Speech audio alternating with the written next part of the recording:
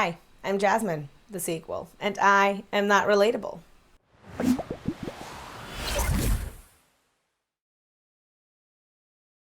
A special thank you to my patrons, Wild Rose, Lauren Chris, That British Unicorn, Jam Beans, Debbie Elliott, and D. Higgins.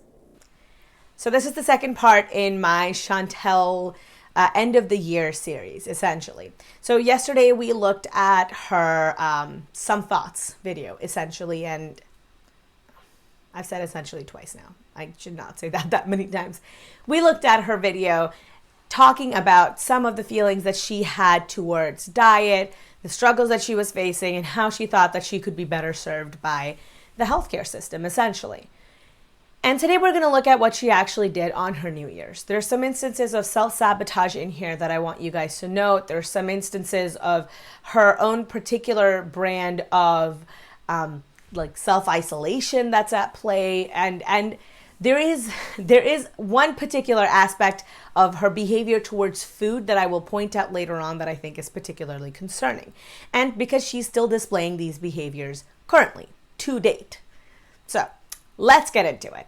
As of right now, all of the people who want to enter the giveaway have not actually entered. I'm going to give it basically till this video airs, and so I won't know exactly who the winners are, and I'll put all of the winners down below in a pinned comment. So please do check out my pinned comment to see if you've won. If you have won, contact me on Instagram or Twitter, and just so I can verify that you are who you are. Make sure that your subscriptions are public so that I can go and I can make sure that you're subscribed, and we can chat in private and I can figure out how to send you one of your prizes.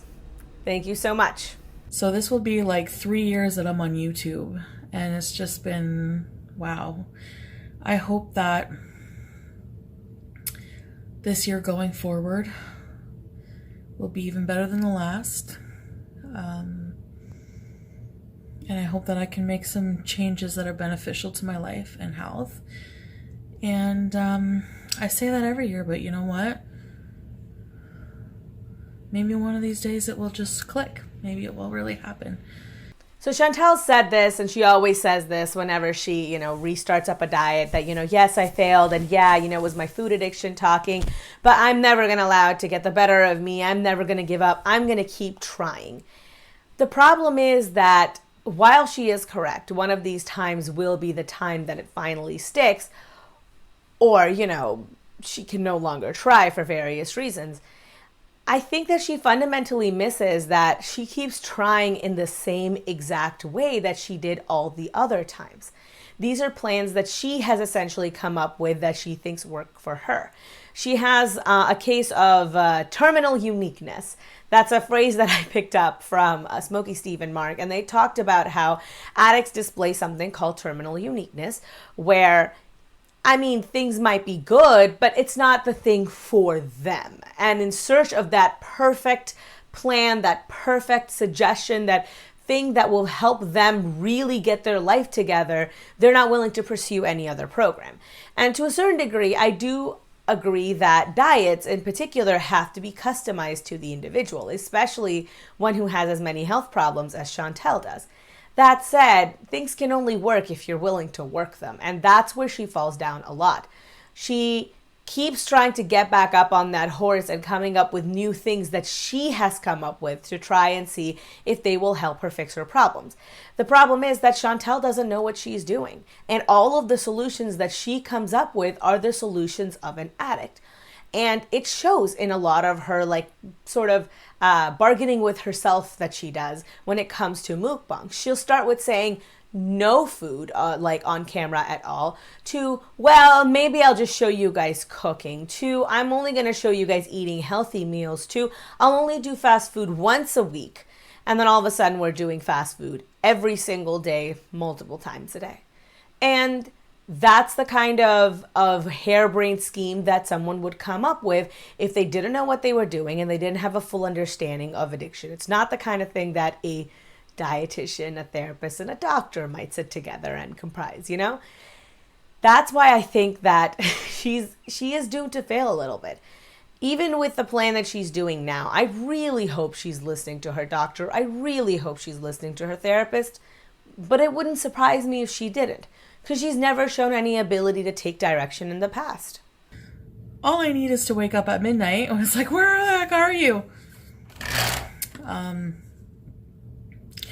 I cannot miss out on this party. I cannot flake on my friend. One, because she said, please don't flake on me, because sadly, when my friends have to say that to me, that's really sad, because I just do that a lot. Like, I have anxiety about doing things. And this has nothing to do with my friends. I love my friends and I miss them. But it's just like anxiety about, I don't know. I just feel really, I really can't pinpoint what it is. I think it's just being in this social setting. I just start getting like really anxious and feel like a panic attack is coming on. And I have problems. So a lot of the time I'll make plans with friends, and then when the time gets, and I think, okay, I have a lot of time to get my shit together, collect myself. But then as the time gets nearer, I start thinking of excuses. Like, which excuse haven't I used before? And it's just so much harder to just be honest, because people think you're not being honest. People, no matter what you say, people think all they see is that you're abandoning them.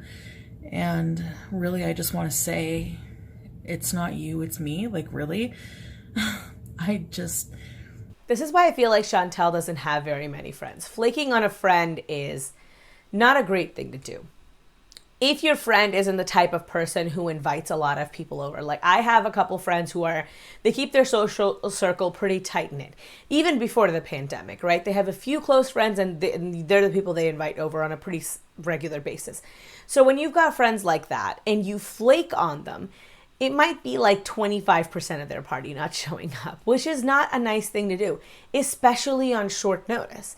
And in a lot of parties, you're the person, you're like responsible for bringing one item. So say if, you're the one bringing a bottle of wine, well, that might have been the bottle of wine that they were going to be drinking. And now without it, other people are left to fill in the gap. So it leaves them kind of in a lurch, both emotionally and maybe in terms of just what you were going to bring to the party when you came as well. It's just not a nice thing to do. And I can understand that it might be hard on her, but that's still isn't a kind thing to your friends, and I can understand them being irritated with you. I can understand her feeling uncomfortable and not wanting to go. The reason she doesn't want to go is because she has issues with her own self-image, because she struggles with how she looks and it makes her feel uncomfortable. Moving around in a house that might not be designed to accommodate somebody of her size, interacting with people who might not know her all that well, or she might have gained weight since she last saw them, having to put shoes on, having to take shoes off, having to find chairs that can accommodate her comfortably. All of these things are things that most people don't particularly have to think about, but they're very eminently important to Chantel because she suffers from morbid obesity. These are all things she has to keep in consideration when she goes out. And then there's always the silent judgment that a lot of fat people, myself included, feel. Say you're sitting with a bunch of people and everyone is eating, pizza and chips and dip, and you go for a second slice or even a third slice, whatever. You're going to feel that so much more acutely. You're going to feel like everyone is watching you. Everyone is calling you a fat ass in their head. And it's hard to disengage from that kind of thought. Because the fact of the matter is, some people probably are calling you a fat ass in their head. People are like that sometimes. And it's hard for Chantel because having to really think about why she's so uncomfortable with going would have to mean admitting that there is a serious problem. Not just with the way that she views herself, but with the way that she has to interact with the world because of her size. It would mean that having to take a really deep look into why she's in the position that she is in and how she can change it before she ends up in an even worse position. And she doesn't want to do that. She doesn't want to do that because it's hard. She doesn't want to do that because it sucks. And I can understand that. But then you're never going to change. It's never going to get any better. It doesn't matter that it's all you. It doesn't matter that it's because you are feeling depressed and it's not a reflection of your friend or, what they're offering you or what they're calling you for or what they're doing. it putting the emotional burden of maintaining a relationship with someone entirely on one individual, right?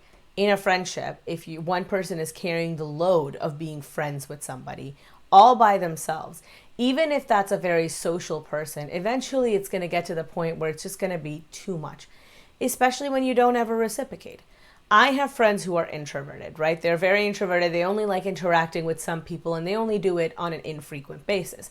And we have an understanding that, you know, very occasionally I will see you, you will see me, we will talk, and it will be great. You know, partner has a friend of his who he basically only talks to once or twice a year, but that doesn't mean that they're not really good friends anyway.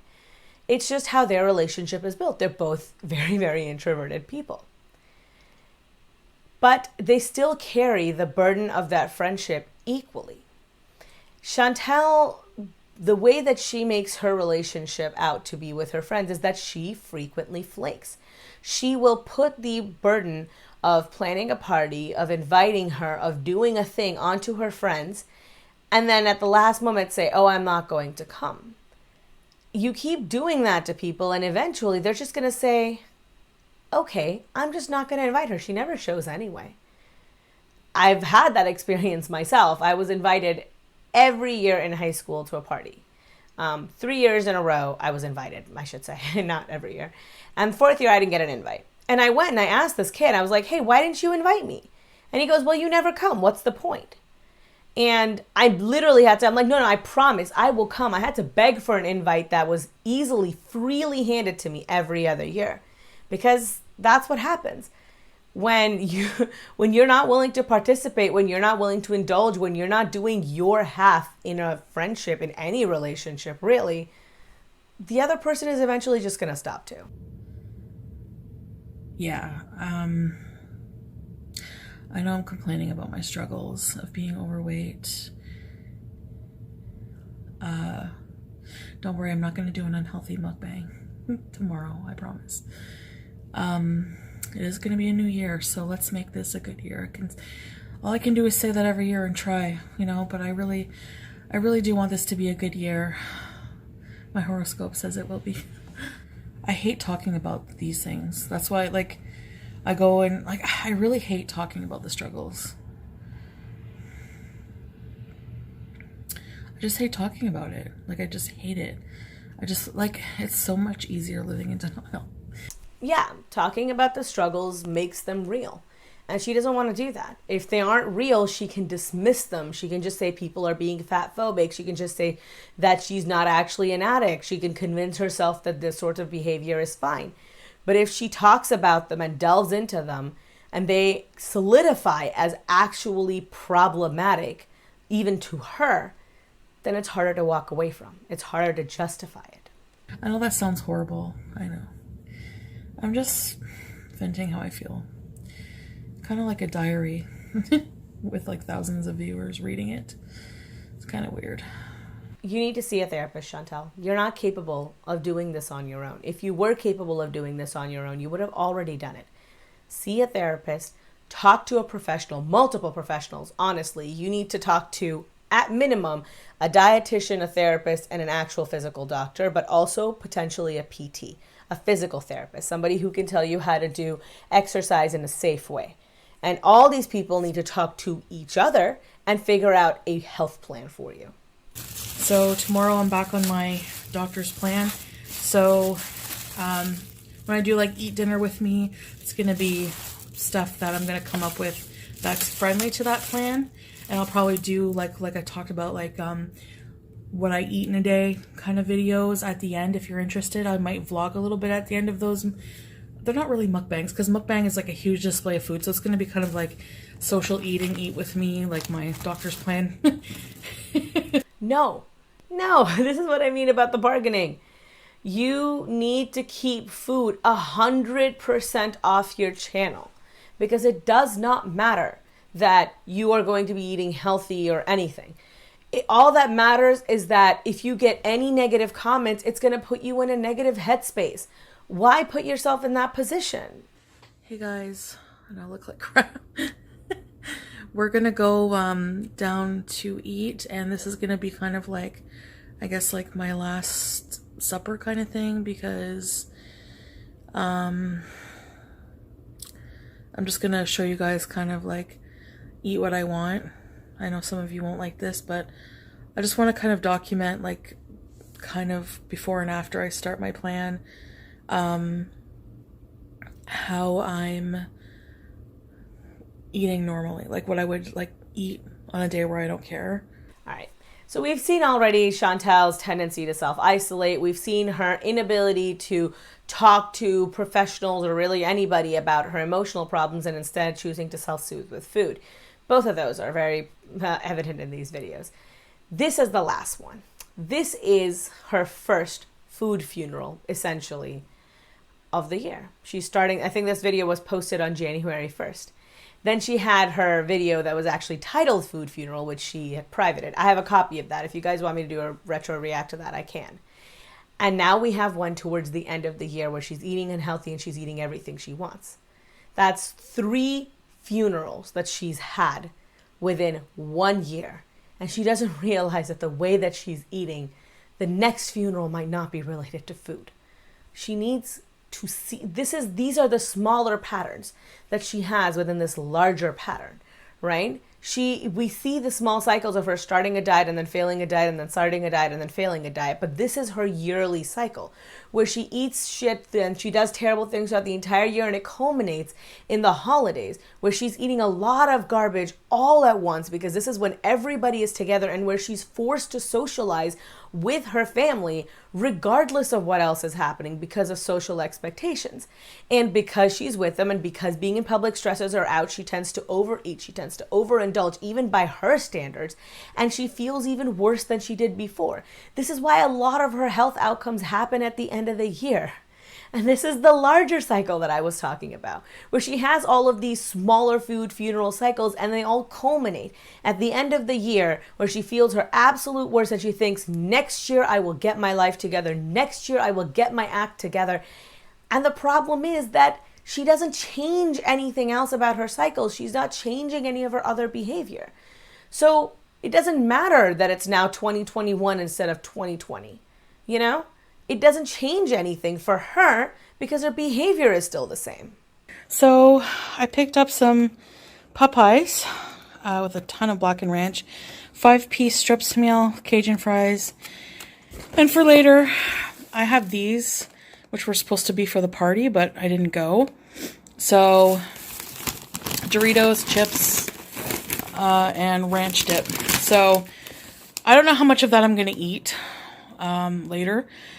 So yeah, but probably at least a bag's worth maybe. So guys, I'm gonna go eat this and end the video here.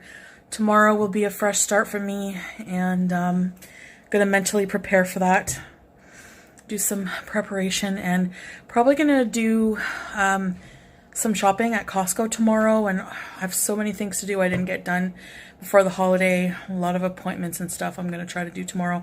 So I don't need negative or shaming comments regarding what I eat. No matter what somebody eats, they don't deserve to be shamed for it. I know this is bad for me. You don't need to tell me. I'm choosing to eat it anyway. So just putting that out there. I see a lot of negativity on overweight people's videos, and it's just not necessary. So I'm going to end it on this note. She wants to prepare for the next year where she wants to lose a bunch of weight because food is killing her by eating a bunch of food that's killing her.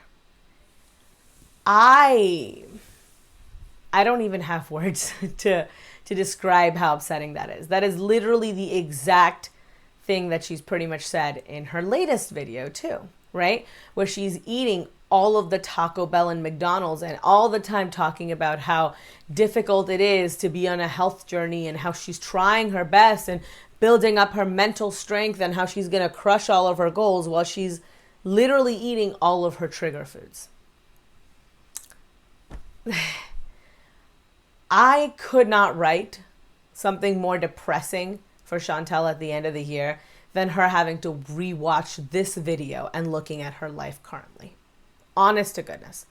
Like this, if I saw myself the way that I think Chantel would have to view herself in these videos, I would just be heartbroken. But I hope that if she does watch this, that at least it will serve as sort of a reminder. It will serve as sort of a spotlight shining on a problem that, hey, this is what I'm doing and I have the ability to fix it. I can fix it because now I know. Also, go to therapy and give your therapist all of your videos. Tell her what your channel name is and have her watch all of your videos or him watch all of your videos. And I really, really think that that will also help inform their opinion a little bit. Anyway, that will be it for the video from me. It was a hard one. I'm not gonna lie that this video, these two videos essentially that I did back to back, took a little bit out of me emotionally. She's not in the greatest headspace in these videos, and it shows. And the thing that startled me and saddened me was just how similar even the wording that she used is to what she's currently doing. She's stuck within cycles in her own mind and she doesn't know how to get out of them. There's a show, it's called Dark, and in it we find out that because of time shenanigans, there are multiple time loops happening at the same time. And the time loops are interconnected. And separate time loops form larger time loops that are also repeating. And that's the way that I think Chantel's life is. It's just full of repeating cycles of various lengths. And I'm honestly not sure if she has the ability to see that and the ability to change that. That's kind of how I feel in the matter. I know it's not very optimistic. I want to be hopeful. I just don't know if I am. Anyway, that will be it from me. If you like this video, give me a thumbs up. If you hated this video, you can go ahead and give me a thumbs down. That's totally okay. I respect everybody's opinion here. Subscribe if you haven't already subscribed. Leave me a comment down below if there's something you'd like me to really know. Hit all if you want to know when I upload any video. I've got all my social medias linked down below. I've got Instagram, which is all food and life, mostly food, no life right now because of, the virus. I've got Twitter where you can interact with me between uploads and also where I have, all of my opinions and I'm a toxic and a little bit petty there. So if you like that kind of thing, that's where you can find it. And I've got Patreon. Think of Patreon as the tip jar for the internet. So if you like the job that I'm doing and you'd like me to continue, consider tossing a few coins in my direction. And if for some reason you don't want to be on Patreon, consider becoming a community member and supporting me that way. You don't have to, but your help would be greatly appreciated. As always, I'm Jasmine, the sequel, and I am not relatable.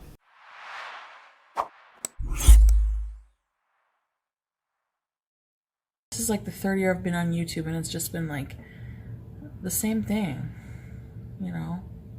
It's probably sickening listening to me after a while. I don't blame you.